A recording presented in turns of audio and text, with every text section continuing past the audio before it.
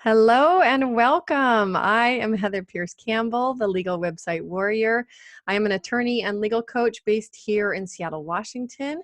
Welcome to another episode of Guts, Grit, and Great Business. So I'm super excited to have my friend, one of my business mentors, somebody who I've known for a handful of years now, Jacob Roig. Jacob and I connected, I think, first in 2015. And he was very, very early on the path of my launching a second business, played a really instrumental role for me. So I'm super excited to have Jacob here. Jacob is a master certified business mindset and leadership coach who guides entrepreneurs to double their income, double their profits, and scale their businesses fast. Now, there's a lot more to Jacob than that. I think he provided the shortest bio of anybody I've had on the show yet. But we will dig into all of that in the conversation. Jacob is based in California. I've had the pleasure of meeting Jacob in person, but Jacob, I'm so excited to have you here with me today. How are you? Ooh, I'm great. I'm glad to be here too, Heather. Thank you so much. I'm fabulous. Thank you. Good. Well, I'm so happy to see you. For people listening, you get to join us on the podcast. I also will be publishing the videos to my YouTube channel, which you can find at YouTube/Heather P. Campbell. But so Jacob, rewind for people that don't know you, rewind and tell us how you got into business in the first place. What was your path into business? Yeah, well, I think it was in my blood because my dad was an entrepreneur, and um, I was in the corporate world, and I was selling business to business, and I just found myself helping entrepreneurs more than on their business than what I was doing, which was selling advertising.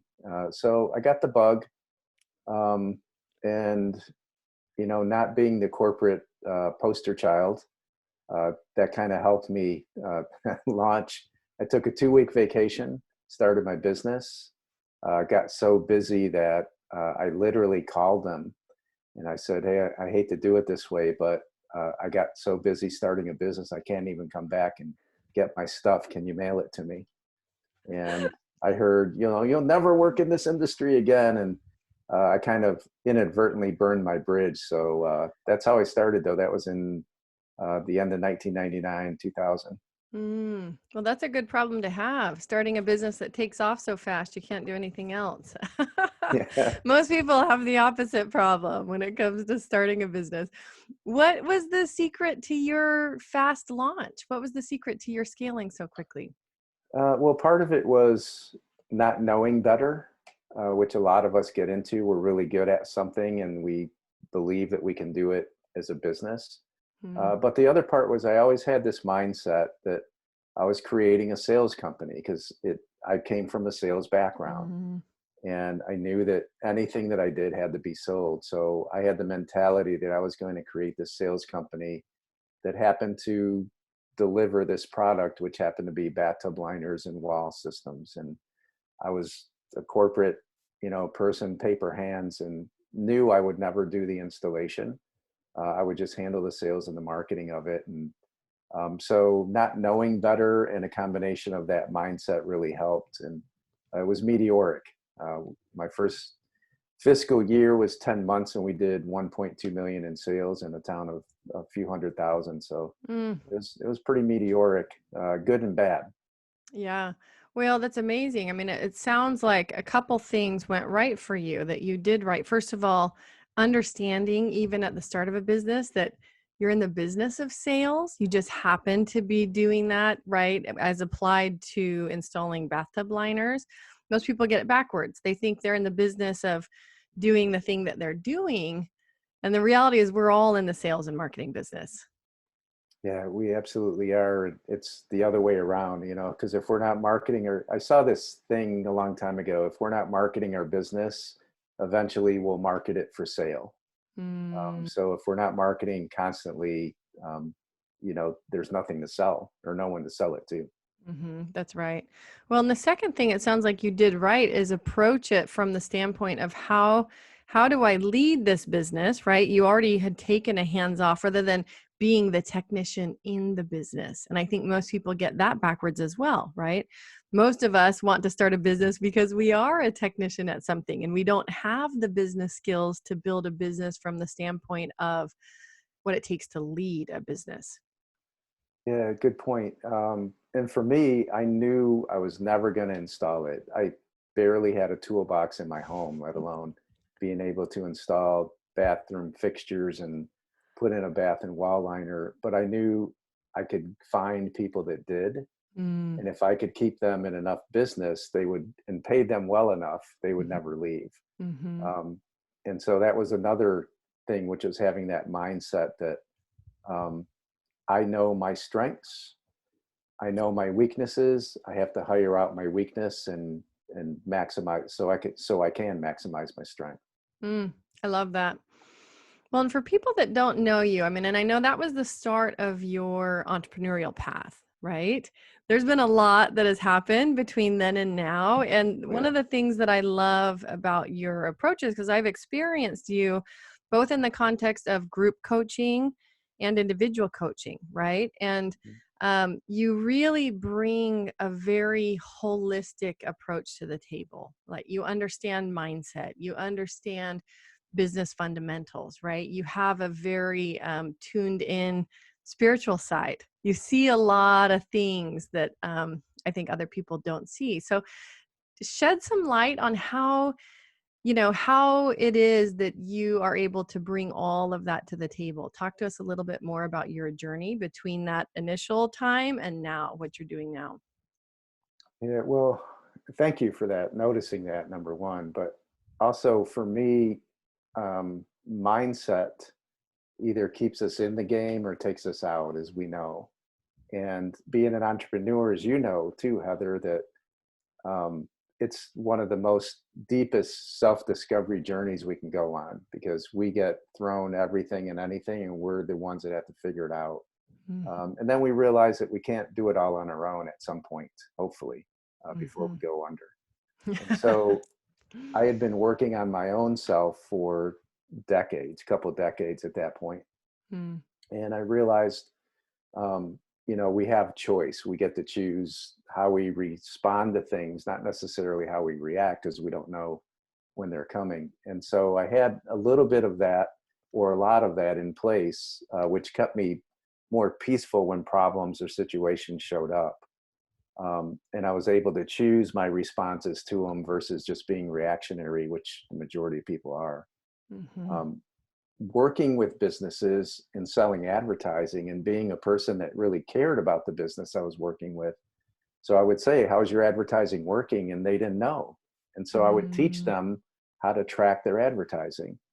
Through that, I established these deep relationships with these people that I still have today, 25 years later. Um, so that's part of my makeup. That's part of my connection to it. Understanding the weaknesses in their businesses and seeing how they could adjust them helped me when I launched. And there were many mistakes that I made, but I realized really early on, right at the beginning of my entrepreneurship, that I required mentors. Mm. Coaches weren't real big then in Mhm. 2000. So I had mentors, and then I hired my first coach at about 2004, I think. And that's kind of where it started, that pathway to where I'm at today. But that's how it started. Yeah. Well, I love that. I mean, there's a couple things there. One, the importance of mentors. And I'm a huge, huge believer in like whatever you're doing in your life, whether it's entrepreneurship or something else, mentors can make all the difference. And for people that are, thinking like, oh, well, I can't afford a business coach or something else, right? A book can be a mentor. A podcast can be a mentor. Like there are so many ways right now in the world that we can get information and take advantage of mentorship, even if we're not working one on one with a mentor. I mean, that can really, I think, propel people forward in a big way.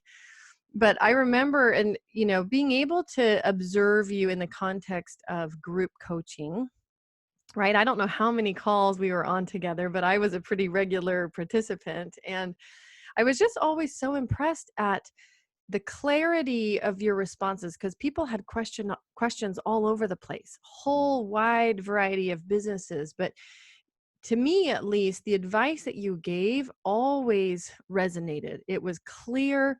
It was the right next step for that person in their business. And it was different from the next person and the next person. So the skills that you have, are they generally applicable across all kinds of businesses? Are business fundamentals the same? How are you able to help such a wide variety of people? Yeah, it's a great question. Part of it is being a, what do they call it? A constant student. I'm Mm, constantly learning and applying. So it's one thing to learn, it's another thing to learn and then implement.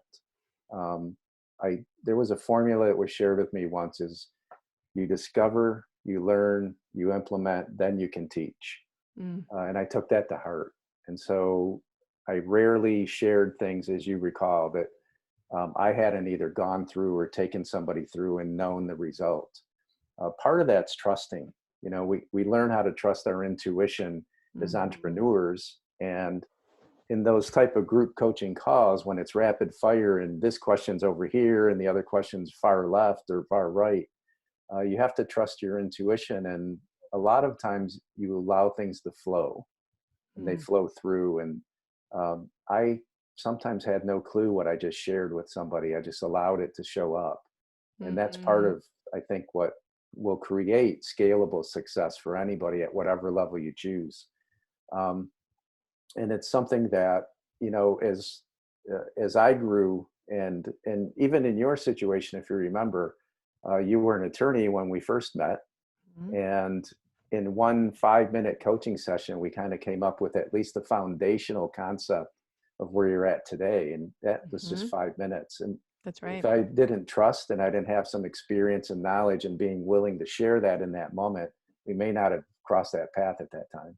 Yeah, that's right. Well, there were several things that you said and did early on that were pivotal in the early part of this journey involving my second business. But first of all, I want to backtrack just for a minute, because raising this concept of intuition, right? I actually my latest podcast episode that went live this morning is on intuition. And I talk about how intuition is actually one of our greatest assets in decision making across life and business. And one of the things I ask people is, if you think I'm wrong, think back to when you got a hunch, you had an idea, you had something that slipped in, maybe it was in the back of your mind or not, and you ignored it. You didn't do the thing, you didn't, take that step, you didn't pursue that idea, and maybe it was a few months, maybe it was 6 months, maybe it was a year later, you're kicking yourself because you didn't follow your intuition, right? Some of our biggest lessons are around when we don't follow our intuition. And some of even the coaching I do with my clients around how to avoid red flags and what I call red flag scenarios actually have to do with intuition. Usually we have signs early on that we should go one way or another, right? And it's about whether or not we're paying attention to those. So I love that you mentioned that and you talk about intuition as something that can be a skill that we apply in business. We all have it. Yes. Um, we're born with it. We're just conditioned to not use it or trust it. And it's just a relearning, really, to activate it. The more we, like anything, the more we use it, the better it gets. The more we trust, the more trusting we get. And those two combinations will allow you to make really fast decisions, and usually the right ones. I love that. I love that. And I agree. Everybody has it. You hear sometimes people go, oh, about somebody else. They're really intuitive, or no, we all have it. It's about whether or not we practice intuition and pay attention to it. So, anyways, that's really fun. But I love that topic myself, and I can see you applying that in the way that you coach, in the way that you show up for people. I remember early on, when we were talking actually about this concept of the legal website warrior and what I'm doing now, and you said to me, because I said, well, here's what I think I can do, right? I don't know how I'm going to get there. Here's what I think I can do. And you said, start at the top. Go to the people that you think you can help. And that was just one sentence of advice that you gave me, I think in the context of a group coaching call. And within a week, I didn't even have my website launched, but within a week to a couple weeks, I was getting and enrolling some of my ideal clients that were industry leaders and people at the top of their field, and it was just based on the fact that you gave me permission to start there. And I think, I mean, you've got a wealth of wisdom to share, but let's dig in. And I just love the way that you deliver gold nuggets. Like that's what I saw you doing on each of those calls, is like literally just giving people gold nuggets. And if they would go do the thing, like I knew they would get results. So share with us, and for people listening, what are you doing now? What are you up to? Who are you serving? What work are you doing? Yeah, so I'm still, my passion, my purpose, which I found through an experiment of claiming that I loved what I do, and it felt so uncomfortable, I almost didn't keep saying it. But I had always heard, fake it till you make it, believe it to achieve it. And I felt I believed, like on the surface, I would say, I believe this. But I didn't really believe it deep down. And I had to figure out how to do that. And it was just repetition. I Mm-hmm. started claiming it. So claim what it is that you're doing, and eventually you'll own your expertise, but you have to be uncomfortable to get comfortable. And it's like that even in this. What I do, so I do my one-on-one coaching still, Mm-hmm.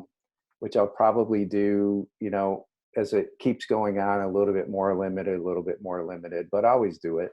My Mm-hmm. groups, which I launch when I get the energy to launch them, because they're a lot of work up front, but Yeah. so much fun on the back end. Yes. I just finished a year-long group, which is the longest one I've ever done. Oh, It was a wow. tremendous amount of work, but a tremendous amount of joy. And in um, 12 and a half months, 8 people it ended up with. I started with 12, and Mm. through fruition and through choice, I whittled it down to 8. And they did 11.17 million in sales in 12 months. It was amazing. That's phenomenal. Um, I work with service oriented people. I've done my Mm-hmm. best, because I will coach you 100% and say, you have to get a narrow niche and you have to do that. And I do have a narrow niche, but all these other people always show up, and you're never going to say Mm-hmm. no, Yeah. especially if they're ready, willing, and able. So I really focus on somebody who's been in business 2 to 15 years. 1 to 10 employees is the sweet spot. Mm-hmm. I've worked with larger companies. I've worked with um, some corporations, but my soul and work goes into entrepreneurs that have been there for 2 to 15 years, and are really, you have something, that it can be better, Mm-hmm. and you're finally tired of trying to figure it all out on your own, or chasing the next shiny learning object, because we can get Mm. into that mode and think that we're being productive, but it's just a way to be busy. But somebody just looking to really take their business to that next level, and knowing that if they stay where they're at, they're just in a really, low paying job Right. eventually. Right. No, which Um, a lot of people end up creating for themselves. Yep. Yeah. And so, I run a myriad of different types of businesses, but they're all service-based businesses, serving consumers usually. Mm-hmm. So, I work with chiropractors, I work with real estate agents, I work with this, and there is a common thread, um, but it does pay. Don't follow my path. Mm-hmm. Pick your niche, and the more refined you are, the easier it is to find them. I focus my marketing on a narrow pathway, but it just happens that because of my influence and because of my exposure on social media and such, I attract a myriad of different people. If they Mm. show up, I don't tell them they can't come to lunch. Right. Right. Well, and because the reality is you can serve them, right? Even though Yeah. you're targeting a certain area, you can serve a wide variety of people in the marketplace. And I remember the importance of that conversation that you and I had early on about how critical it is to choose a niche and to niche down and be as specific as possible, which luckily I was able to do right out of the gate with your guidance. So share with us, and for folks listening, And I'm sure that your list is 100 things long, but share with us 2 or 3 things that you see that entrepreneurs, that small businesses regularly get wrong. What are some of the big ones?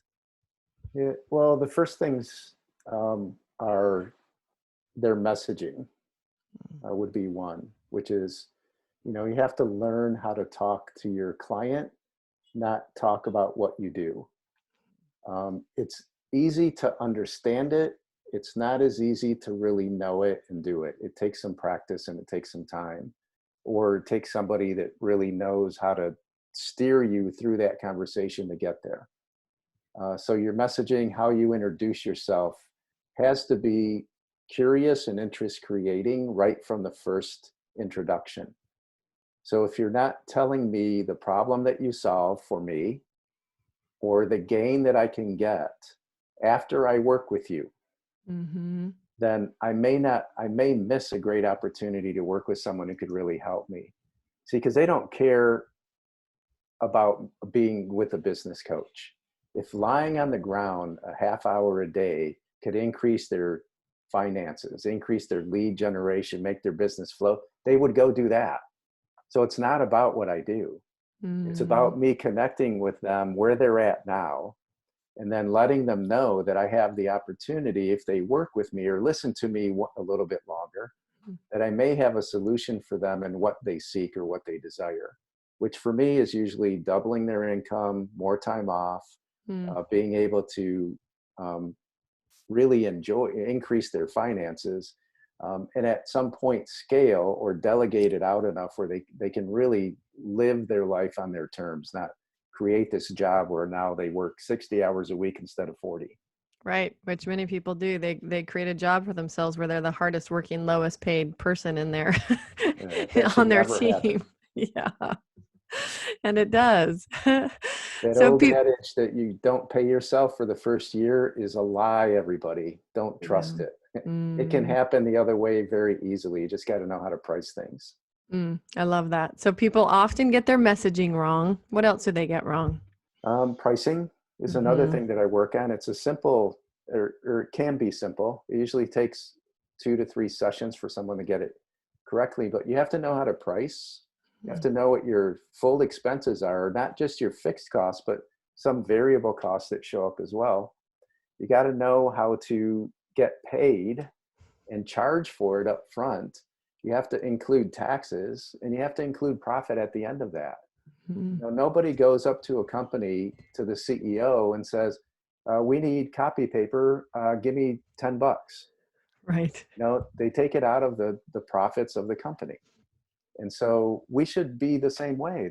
There's no book that says you're not allowed to be profitable, but we run it the wrong way. We think we made $800, and then by the time we get done, and then, oh, we need a copier. Boom, here's 400. Now, how much did we really make? Mm-hmm. So it's about getting your pricing correctly and being able to forecast it even when you just start out. That's the second thing that I work on. And the third thing that I work on is your leadership mindset. You have to approach your business as an employee of your business. You have to Mm-hmm. learn how to manage yourself before you can manage somebody else. So I Mm. wrote a post about this, I think today. But here's a question that you can ask. Every action that you're going to take, every function that you have to do in your business, um, ask this question: if this was an employee, how would I direct them? You wouldn't say, "Get to this when you can. If you don't do it today, it's okay. I'll still pay you anyway. If we don't make any money, that's fine." You would never do that. So don't do it to yourself, because the sooner you click that mindset into a business leader, Mm-hmm. start leading it as a business, the faster you'll create profit, the faster you'll increase your pricing to the right level, and the faster you can delegate because you're approaching it and you can manage that delegation much better too. Well, I love that mindset was your third point, because I was going to ask you next, like from a mindset perspective, because I know, experiencing your coaching firsthand, you spend a lot of time there with people, right? What are people's biggest obstacles around mindset? It sounds like transitioning from, you know, being a technician to being a leader of a business is a huge, huge one. Yeah, well, it's slowing down to speed up. Mm, We have to slow down sometimes and not just jump from one thing to the next, because you have to approach it being, like they say, being present is the gift. Well, it's the gift as well in business. mm, Because if I can approach things being present and being aware, I'm not thinking about the next thing I have to do while I'm doing this one, because I'm not showing up 100%. yeah. And if you're not there 100%, it's not being done at 100% capacity. And there's somebody else that will be doing it. Mm, So we have to, I think it's David Breyer, who I follow. But I love a statement that he says is, you have to rise above the noise. You have to rise above what everybody else says and does, and do it just a little bit differently. It doesn't take much. But we do have to really, get to that place where we understand that on a really deep level, so that we can be a better leader and a better, have better success for sure. mm. Well, and I imagine that's a journey. I mean, I know that for myself as a mom working from home in the midst of COVID with two small children, every day I Woo. feel like my calendar is a catastrophe. If I don't mess up somebody's schedule at least once a day, I feel like I'm not doing my job. That's a joke, but but It's the it's truth. it's the truth. And anyways, I sat down yesterday for the first time in a while and I was like, I have got to get control over this runaway train, because I've just been going 90 miles an hour for the last 3 months, right? Because Mhm. I've had to squish my work time down into more limited time now that we're home full time. My husband is an essential employee, so he has to go into his work. But it's meant some really, really late nights for me working. And I just looked at my calendar yesterday because we're in July now, and it just looks like craziness, like a confetti party all over it, right? I mean, just the number of dots and schedules. Yeah. And so I did something that I've been wanting to do for a while. I'm hoping it will be helping to move me into this place of having and intentionally carving out more time to work on the business instead of in the business. I read an article in um, the Harvard Business Review about this guy who it's productivity and work-life balance, taking one untouchable day every week and literally blocking off the entire day, right? Which is counterintuitive to the part of you that's like, oh my gosh, my list is 100 things long and I need to get all this stuff done this week. But I did it. I sat down yesterday and I went through my calendar for the rest of the year and I carved out one untouchable day every week. Like, boom, blocked the whole day, called my VA, said you can't put any appointments on my calendar for these days. And the interesting thing is, so I'm going to be trying that as an experiment, but the interesting thing is that he said after doing that for a few months, handful of months, he became so productive that the next thing he did was schedule 2 untouchable days a week. Wow. Yeah, right?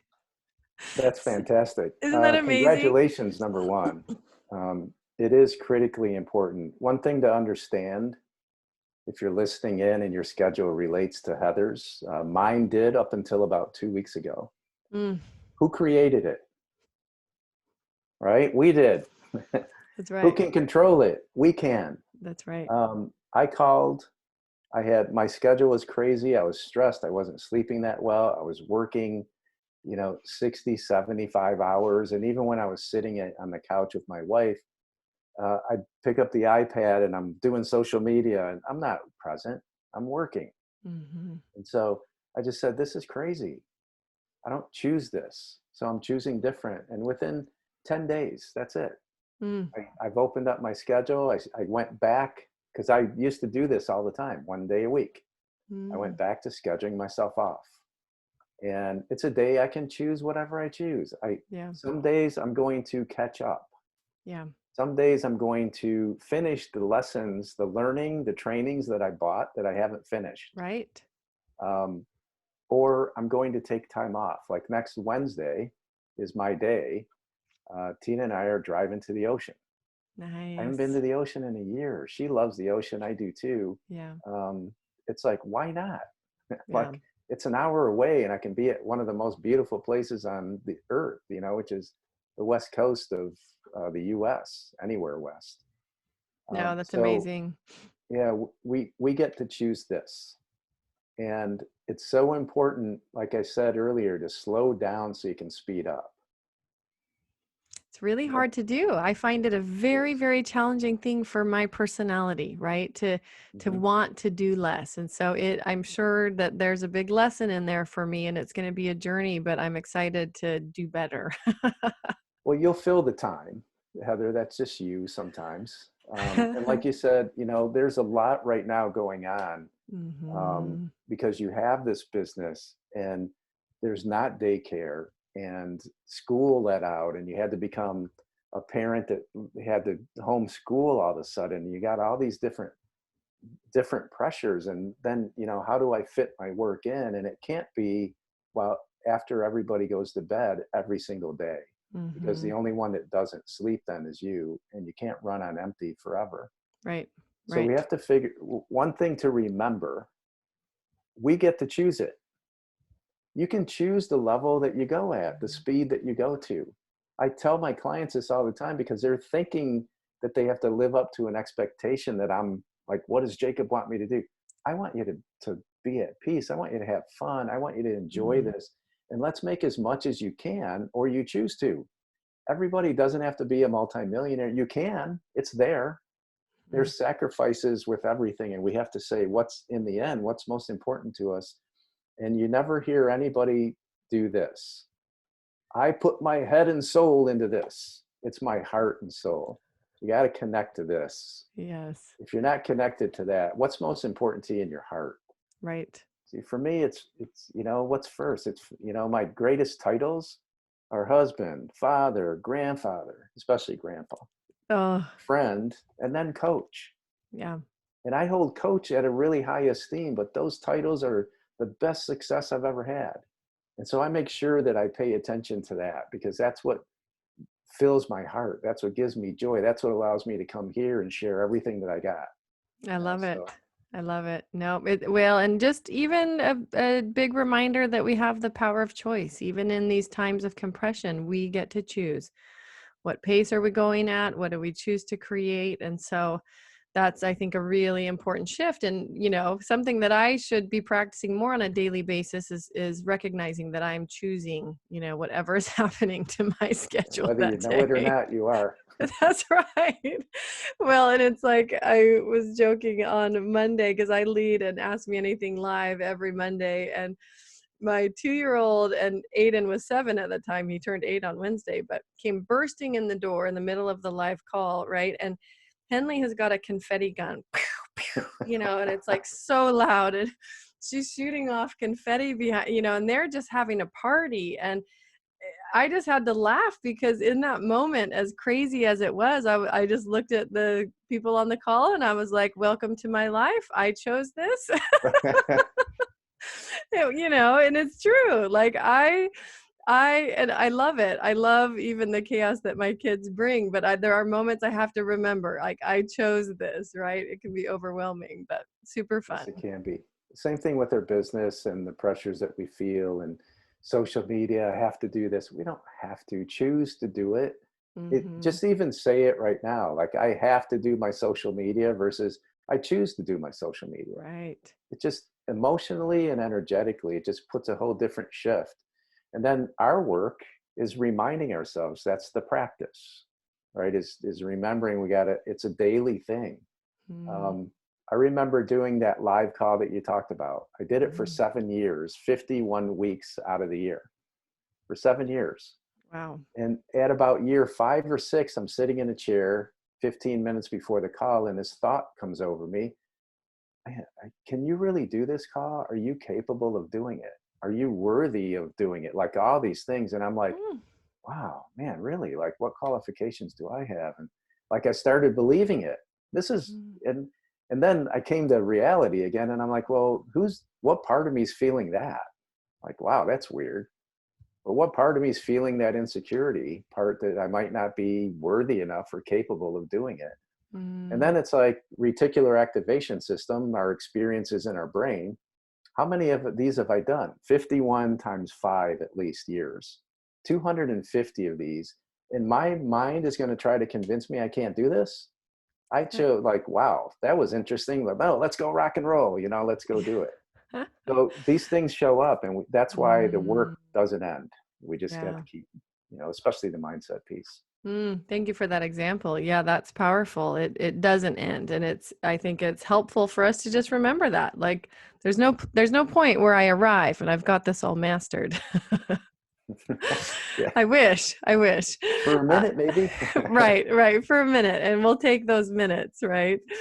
Um, so I know that you have got a gift for our audience. And I'm just looking at it here, and I'll share for people that are listening. Make sure that you check out our show notes. You can find them at legalwebsitewarrior.com/podcast. We're going to put links to Jacob's contact information. Jacob, where do you like to connect? How do you connect with people? I'm really active on LinkedIn. Okay, That would probably be, daily. I'm there.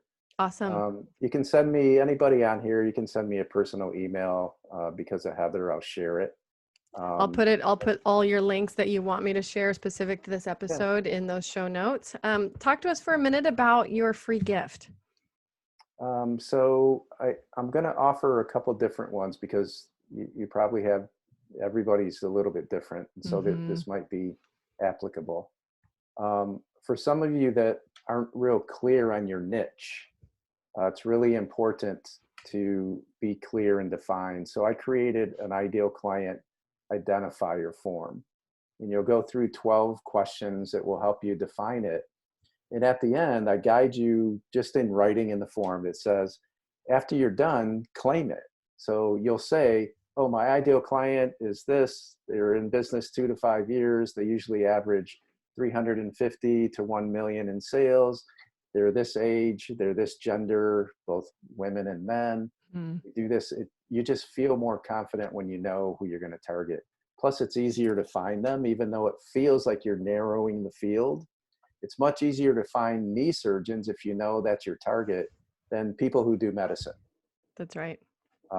So that's one thing that I'll offer. Another thing that I'll offer as well is anybody out there that is, especially with COVID-19, you're overwhelmed, your business is faltered a little bit, you're not sure how to do it. Mm, I've worked with 22 people between March 11th and April 30th. mm. And in that time, half of them were for free because I was helping anybody that I could. In that time, those 22 people generated about 4.2 million in sales total.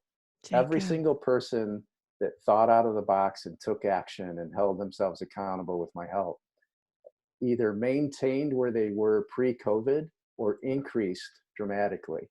that's And I'm amazing. talking like across the board. I'm talking lawn and garden equipment sales and increasing by 50% their gross sales, Mm, and not having people come into their facility.